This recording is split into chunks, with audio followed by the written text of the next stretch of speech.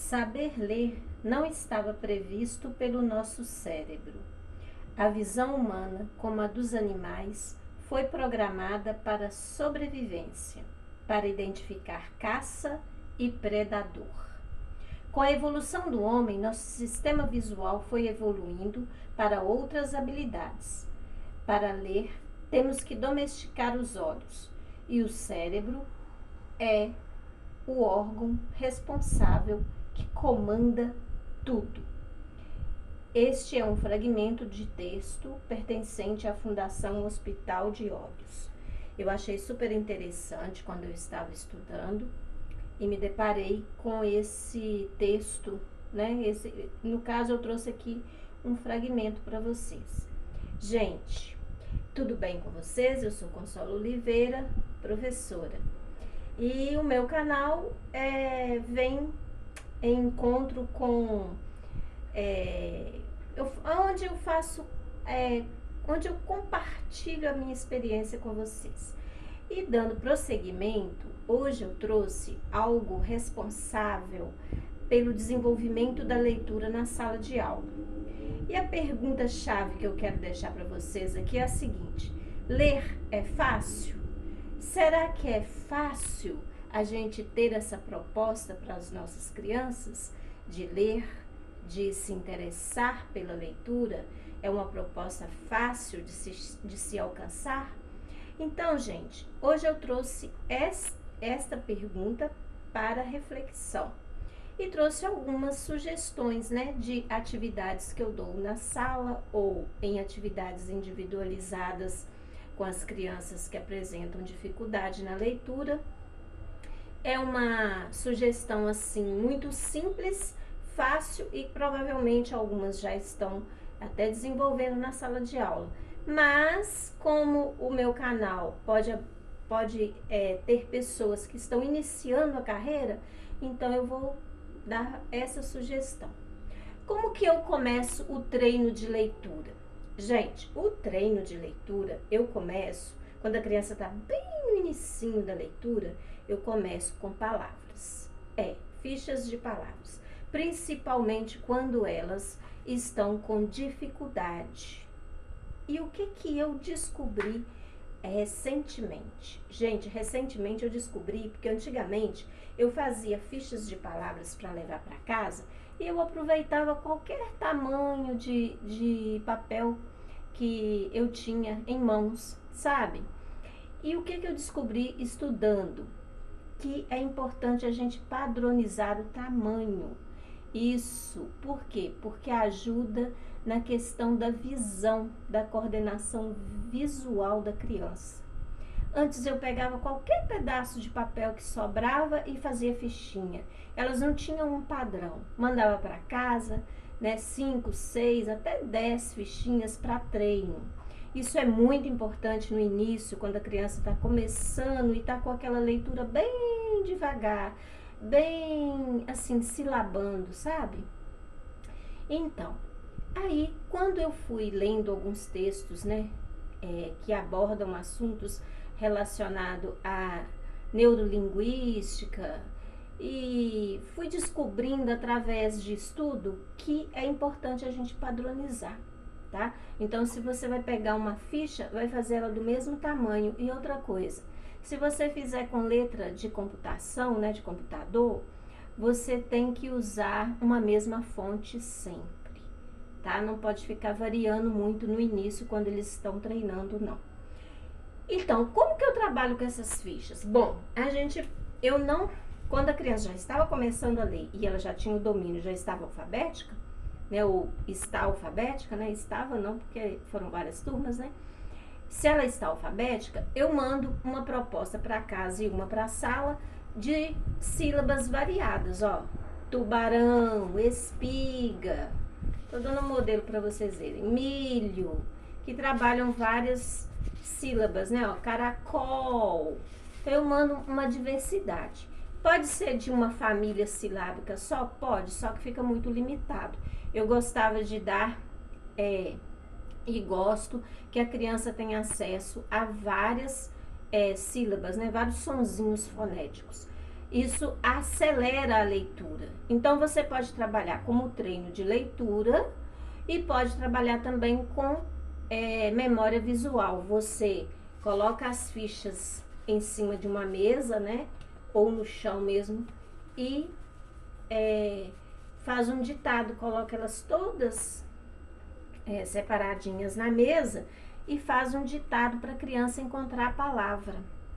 Você dita a palavra e ela pega a fichinha. Ou, em contrapartida, você pode fazer também as fichinhas viradas para baixo e ela vai escolhendo fichinha por fichinha e vai lendo. É uma atividade também que eles gostam. E pode também acontecer de você classificar palavras por inicial semelhante, né? Por exemplo, palavras que começam com C, aí elas vão organizar, ler e organizar, né? Igual aqui, caneta com... Deixa eu ver se tem alguma aqui. Com caracol. Então, elas têm que organizar caneta com caracol. Entenderam? Então, elas vão classificando aqui, no caso, as que têm a inicial ou a sílaba inicial parecida. Ou então, com a final. Então, você vai caracterizar a sua aula de acordo com o objetivo que você quer no momento. E a leitura de ficha, ela vai acelerar essa leiturinha. E também eu dava fichas de frases, ok? Então, vamos lá. Refletindo, então. Ler é fácil? Então, vamos lá. Atividade complexa. Envolve área visual e de linguagem. Então, eu vou pregar ali, né? Que eu fiz um muralzinho, ó. Vou andar aqui com vocês um pouquinho e vou pregar, ó. Atividade complexa. Envolve área visual e a linguagem. Ao ler, ativamos o hemisfério esquerdo, linguagem, mas há outras áreas que auxiliam no processo. Então, ao ler, nós ativamos o hemisfério esquerdo, né, gente? Que é o hemisfério relacionado à linguagem, linguagem oral. É um processo desencadeado pelo cérebro ao reagir aos estímulos do ambiente. Então, olha bem, quando a criança está sob muito estímulo, né, que o ambiente está proporcionando para ela muitos estímulos, esse cérebro vai ativar, né, um processo que vai desencadear e vai reagir a esses estímulos. Então, é muito importante a gente estimular desde pequena criança ao ato da leitura. A leitura modifica o cérebro humano. Gente, modifica e muito, porque quando a criança aprende a ler, você percebe que o teu comportamento dela modifica na sala de aula, não é mesmo? Vocês já passaram por essa situação? Eu já passei várias vezes de crianças assim, se tornarem assim, com um comportamento, vamos dizer, de muita curiosidade depois que aprende a ler, né? Olha que interessante, o Brasil é um país com língua de base alfabética, vocês sabiam disso? Então, o nosso idioma, ele é uma base alfabética. O sistema de escrita é o alfabeto, tendo como base a letra. Então, se é um sistema alfabético, nós vamos ter como base a letra, não é mesmo? Isso. Conhecer o nome das letras é importante? É importante. É um importante preditor para um adequado desenvolvimento da leitura. Então, quem acha que não saber nome de letras não é importante, vai, né, se deparar com algumas pequenas dificuldades aí no processo. Por quê? É importante saber nome de letra? É importante, assim como saber quais são as consoantes, quais são as vogais. Eu sempre trabalhei distinguindo isso com as minhas crianças. Mas não é só o nome da letra, né, gente? A gente tem que trabalhar os sons que essas letras produzem, que está na área da fonética, que é um vídeo, desculpa aí, eu tropecei na fala aqui. Tropecei com a minha língua. É um processo que não só ler, mas aprender os sons das letras, eu passei um vídeo aqui falando sobre fonética para vocês. Então, tal como a consciência de sílabas, rimas, aspecto da consciência fonológica na oralidade. Então, é tão importante quanto, né, saber o nome das letras, é ter a consciência de sílabas, rimas e o aspecto fonológico, né, na oralidade. O nome auxilia o desenvolvimento da relação grafema-fonema. Então, você vai ter uma relação de letra e som, né? Letra e o fonema. Por quê? Porque para você formar uma sílaba, você precisa saber qual a letra que vai formar aquela sílaba, não é mesmo, gente? A escrita, olha bem, a escrita não é o espelho da fala. A única forma de escrita que retrata a fala é correlacionar letra-som. Transcrição fonética. Oliveira, 2014. Isso é de um texto que eu tirei, tá? Então, olha bem, gente. Todos esses aspectos aí, eles são importantes. Aí, quando a criança começa a descobrir a leitura, o que eu tenho que propor para ela? Bom, eu já mostrei para vocês aqui o trabalho com as fichinhas, né? E que eu descobri que agora tem que ser padronizadas. E é um crescimento pra gente quando a gente descobre, né, gente? Quando a gente estuda e aprende algo novo, né? Então, eu gosto de começar com frases e depois os textos relacionados. Que textos são esses que eu levava para a sala de aula? Ou que eu levo quando a criança está começando a ler? Esses livrinhos aqui, ó, dessa coleção aqui, ó, eu estou mostrando para você um recurso legal. Por que ele tem essa estrelinha aqui? Porque ele está indicando que é bem o início da criança, né? São os encontros, né, fonéticos, bem lá no início, né? E essa coleção, ela é interessante porque ela vem vários tipos. Olha aí, ó, o macaco cutuca a mala. Aí ele vem trabalhando sonzinhos bem simples. Eu vou abrir para vocês verem, ó, o macaco e a mola. Sônia Junqueira, da editora Ática. Então, olha bem. O macaco e a mala. O macaco vê a mala, o macaco cutuca a mala. Um desenho, tá vendo? Da mala pula a mola.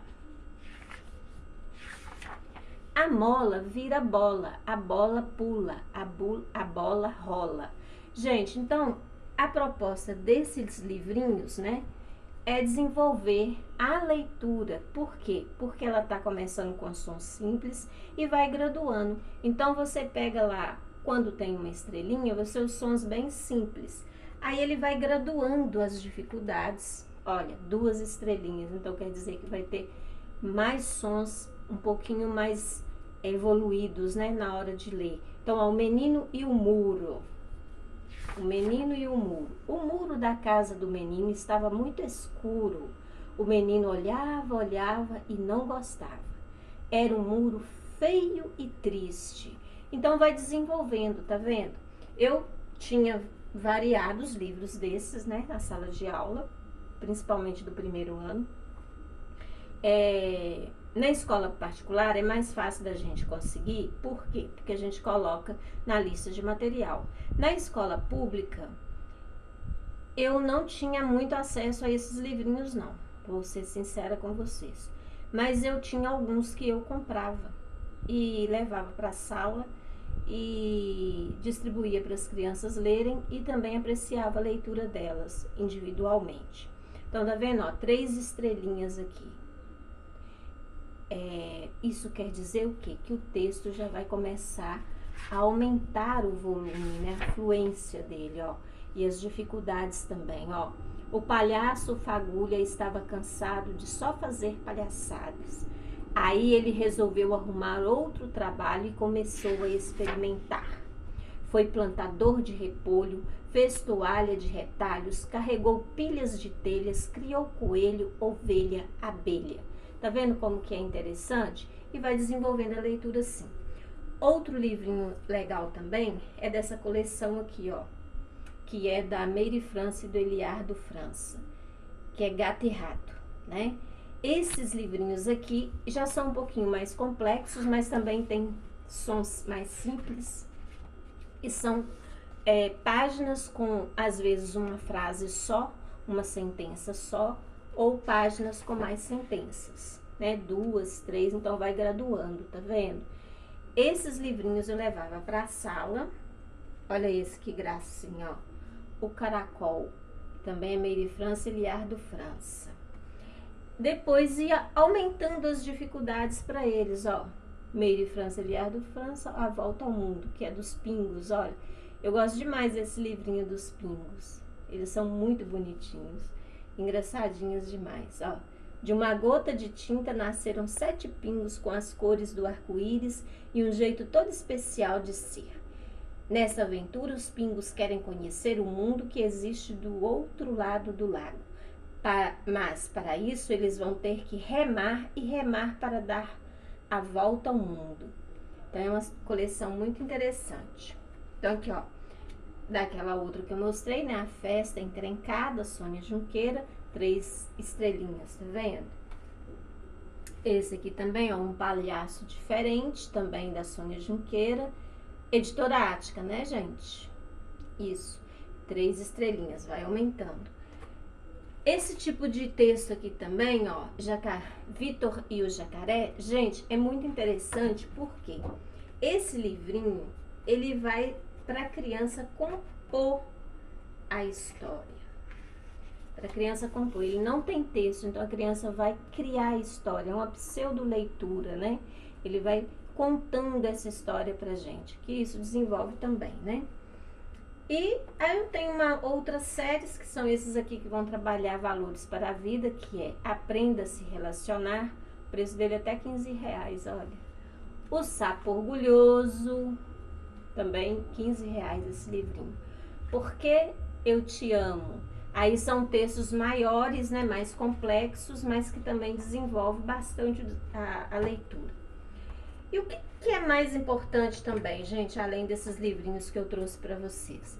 É vocês terem uma caixinha, olha que caixinha legal que eu fiz. Essa caixinha aqui, eu utilizo para quê? Para colocar textos que eu recorto de livros velhos. Sabe aqueles livros que vão perdendo que vão ficando antigos, né, velhos, mas que tem textos legaisinhos? Aí eu retiro esses textos, recorto, né, e levo para a sala de aula.